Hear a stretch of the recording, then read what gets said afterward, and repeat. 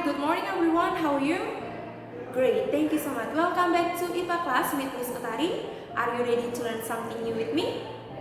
Ready? Alright, so today we are going to learn about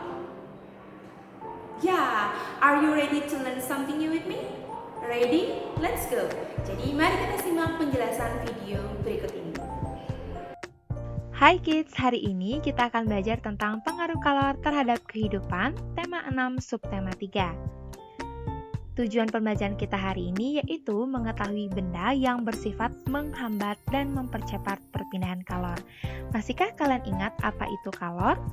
Ya, kalor merupakan perpindahan energi panas dari suatu benda yang memiliki suhu tinggi ke suhu yang lebih rendah. Kemudian, masihkah kalian ingat pengaruh kalor terhadap suatu benda? Ya, salah satunya kalor dapat merubah wujud suatu benda.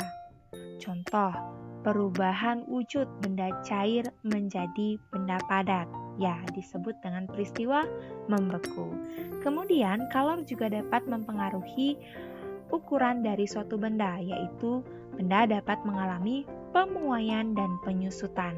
Pemuaian di mana benda akan bertambah ukurannya akibat menerima kalor, sedangkan penyusutan, benda akan berkurang ukurannya akibat melepaskan kalor. Oke, jadi kalau dari gambar berikut ini, menurut kalian sumber energi panas berasal dari? Ya, benar, dari api unggun. Good job. Kemudian, masihkah kalian ingat 3 cara perpindahan panas? Berdasarkan gambar yang sedang Miss Utari tampilkan, perpindahan panas dengan cara apakah gambar tersebut? Ya, dengan cara radiasi. Jadi ada 3 perpindahan panas, yaitu konduksi, konveksi, dan radiasi. Nah, adapun yang sudah kita pelajari sebelumnya, yaitu mengenai kalor atau panas, dan perpindahan panas secara konduksi, konveksi, dan radiasi. Mari mengingat kembali, konduksi merupakan perpindahan panas tanpa disertai perpindahan zat perantara. Hanya panas yang berpindah, biasanya terjadi pada zat padat. Contoh, pada gambar ini seseorang sedang memanaskan batang besi. Besi tersebut akan panas atau menerima kalor dari api sehingga ketika kita memegangnya, tangan kita juga akan ikut panas. Kemudian, yang kedua, konveksi. Perpindahan panas disertai perpindahan zat perantara. Zat perantara ikut berpindah, terjadi pada zat cair dan gas. Jadi, contohnya ketika kalian merebus air atau memasak makanan. Kemudian, yang ketiga, radiasi merupakan perpindahan panas tanpa melalui zat perantara atau sebagai pancaran. Contoh peristiwanya adalah sinar matahari ketika kalian menjemur pakaian. Jadi, sumber panasnya berasal dari sinar matahari, manfaatnya kalian dapat mengeringkan pakaian yang kalian jemur. Kemudian kita masuk ke pembelajaran 1 dan 5 di tema 6 subtema 3. Pertama, kita akan belajar mengenai benda konduktor panas. Benda konduktor adalah benda yang dapat menghantarkan panas dengan baik. Benda yang dapat menghantarkan panas terbuat dari bahan logam, seperti besi, aluminium, dan tembaga. Berikut merupakan contoh benda konduktor yang mungkin bisa kalian temukan atau bahkan kalian gunakan sehari-hari.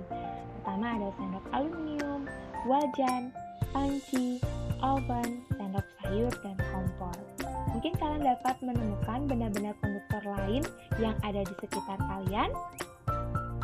Ya, tentunya pasti bisa ya.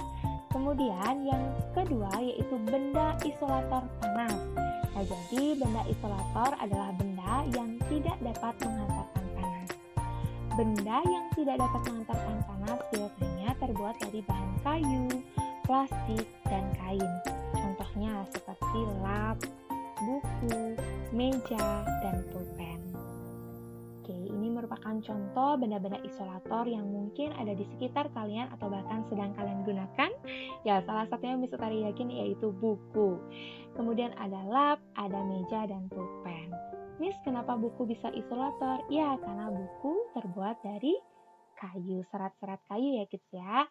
Nah, jadi benda-benda isolator ini dapat menghambat suatu panas atau tidak dapat menghantarkan panas dengan baik. Itulah alasannya mengapa ketika kalian ingin memindahkan suatu benda yang panas. Contohnya ketika kalian ingin mengangkat panci yang panas, kalian biasanya menggunakan lap ya, karena lap ini terbuat dari kain bersifat isolator. Nah, sekarang coba kalian temukan benda konduktor dan isolator pada gambar yang telah Miss Utari tampilkan. Bisakah kalian menandainya? Silakan kalian tandai dan kita akan diskusikan saat kelas nanti. If you have some question, you might ask Miss Utari on my virtual class. Thank you kids. Bye.